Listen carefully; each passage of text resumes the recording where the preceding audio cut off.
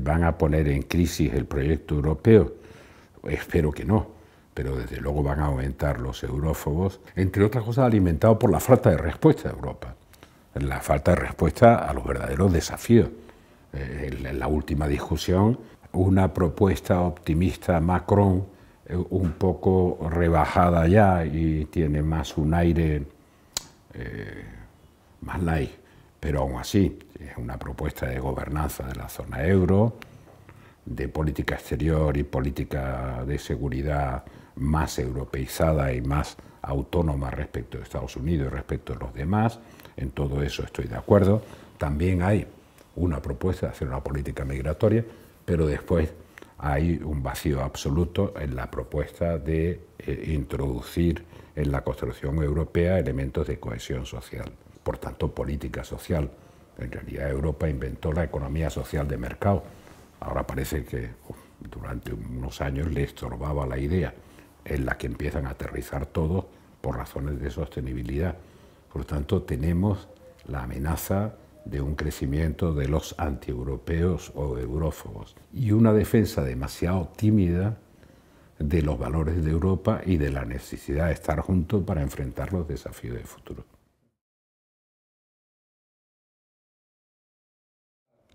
Yo creo que hay que tener una visión muchísimo más claramente optimista de lo que supone una Europa unida para enfrentar todos los desafíos que tenemos por delante, cada país que compone la Unión.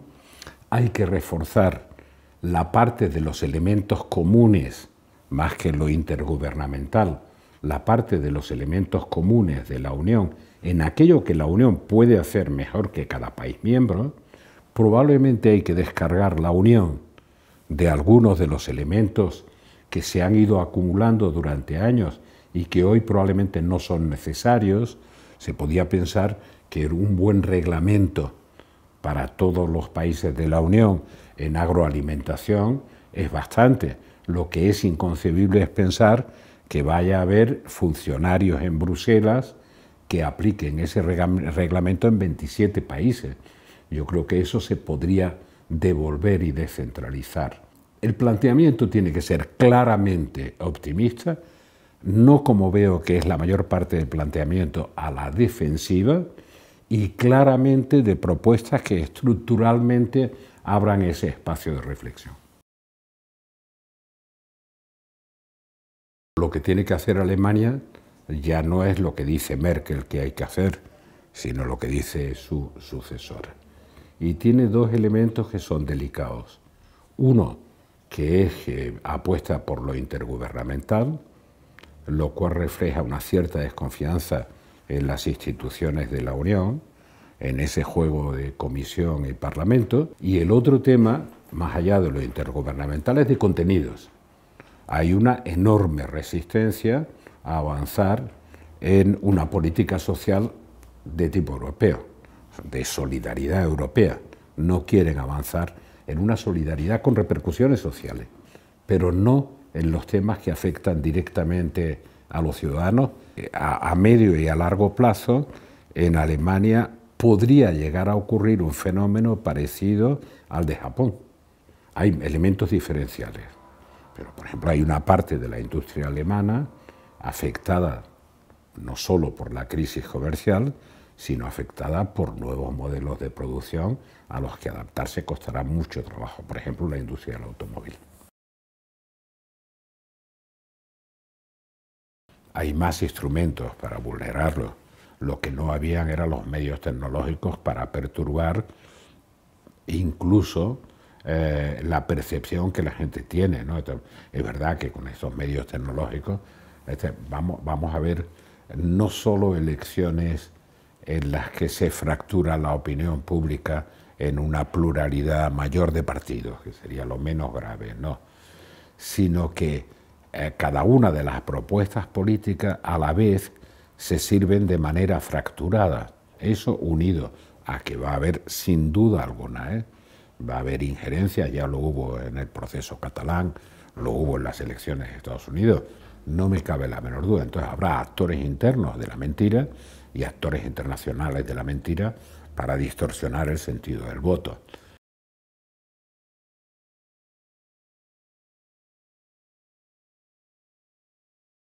De momento son más poderosos los rusos porque son más opacos. Una parte de la ventaja que tienen los sistemas autoritarios respecto de los sistemas democráticos es que en los sistemas democráticos se sabe todo y muy rápido. Y por tanto tienen mucha más capacidad para calificar y para reaccionar. En los sistemas opacos, cuando te enteras ya pasó. ¿Cuánto sirven ahora los estudios de opinión clásicos que no incluyen eso que llaman la combinación de Big Data, redes sociales? ¿Y cómo afectan a la opinión pública incluso en periodos de tiempo de 3-4 días? Esto de que el voto ya está decidido antes de que empiecen las campañas electorales. Todo esto está sometido a interrogantes que nos llevan a fenómenos tan interesantes como que ahora nos enteramos que nunca pensó Trump que iba a ser presidente de Estados Unidos y de pronto se encuentra con el poder en Estados Unidos. Viéndolo en el contexto europeo, Vox es un fenómeno que en algunos de sus parámetros de comportamiento se parece al populismo que surge en Italia desde hace tiempo y que ahora se consolida en Francia, no sé qué. Por lo tanto, son partidos de extrema derecha. Hemos visto la evolución, que ha sido relativamente rápida en Finlandia, ¿no? Claro, y un partido que llega a tener, ponte tú, un 20%, que quiere decir que el 80% de los finlandeses no son auténticos. Bueno, ¿a eso se parece en algo Vox? Sí. ¿Qué alimenta específicamente ese fenómeno en España que no se da en otros países? El elemento diferencial fundamental es la crisis del separatismo, del independentismo catalán. Eso es lo que le da un ingrediente especial a Vox, porque ni siquiera es un nacionalismo a la escocesa, para entendernos, que sea más integrador.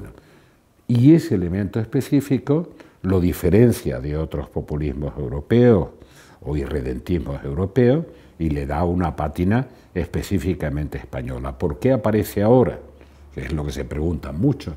Yo creo que el efecto fundamental o la causa fundamental está en el choque independentista de Cataluña. Lo que algunas veces digo de broma, pero en serio, aquí estamos pasando del bipartidismo, que a pesar de todo buscaba la centralidad para tener mayorías y sobre todo para gobernar, al bloquismo, que en realidad lo que busca es la diferenciación del otro. Y para diferenciarse del otro, quien manda no es el centro, sino los extremos. Me preocupa que se rompa cualquier tipo de consenso por el hecho de llamarse consenso. Por tanto, es un problema más de fondo, más filosófico, que de los temas concretos. Espero que esas cosas no tengan mucho recorrido, pero la crisis nos va a durar unos años.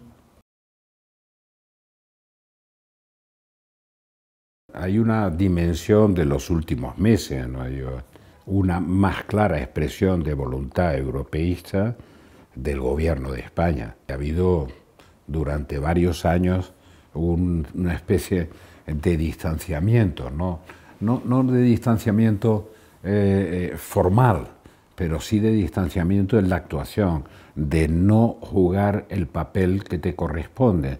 Yo recuerdo cuando estaba en el Consejo Europeo hace mucho tiempo, pero bueno, yo llevé 10 años, que hubo una crisis italiana que no era de europeísmo, era la crisis Mani Puliti y toda esta historia, con todos los cambios que se pusieron entonces, y Italia perdió cierto pie en cuanto a la construcción europea. Incluso algunos conceptos que yo utilicé, como el de la ciudadanía europea, que eran italianos, me lo atribuyen a mí. Fueron los italianos los que diseñaron la idea de que en un espacio público compartido, con una representación democrática y con poderes, tenía que haber una dimensión de un paquete de ciudadanía. Eso lo puse en marcha yo y lo conseguimos en el Tratado de Maastricht. Pero el origen de la idea era italiano. Entonces los italianos tenían preocupación con razón porque España estaba sustituyendo el papel de Italia en aquel momento, ¿no? En este momento que se va a Gran Bretaña, que en Italia hay una crisis como la que vemos desde el punto de vista europeísta, España debería ocupar ese papel. Pero creo que está demasiado distraída en problemas internos que están fracturando a la sociedad y acabando con los consensos para construir un relato y un proyecto europeo que le dé peso a España, gobierne quien gobierne. Temo que eso ocurra, dependerá de lo que pase con las elecciones generales, europeas. Veo incierto ese futuro. No creo que vaya a cambiar mucho la opinión pública respecto de Europa. Seguirá siendo relativamente más europeísta la opinión pública española que la decadencia que está produciendo en otros países, salvo que haya muchos errores europeos, claro. Hay titulares de prensa que confunden, desde el punto de vista de las posiciones políticas de la gente más responsable de Europa. La crisis se ve como una crisis seria, esperan que haya una respuesta política que no ponga en cuestión el marco constitucional, es decir, que no rompa el marco constitucional. Les preocupa enormemente, cosa que no supieron medir nunca los independentistas, que su propuesta en el fondo lo que hacía era fracturar por percepción europea, por irredentismo nacionalista, lo que era una construcción europea más allá de esa pulsión. Nunca lo supieron medir. Entonces, claro, se encuentran con socios que no son los más recomendables. Por tanto, sí hay una preocupación. No creen seriamente que eso se pueda llegar a producir. Están mucho más lejos de la independencia que de perder el autogobierno.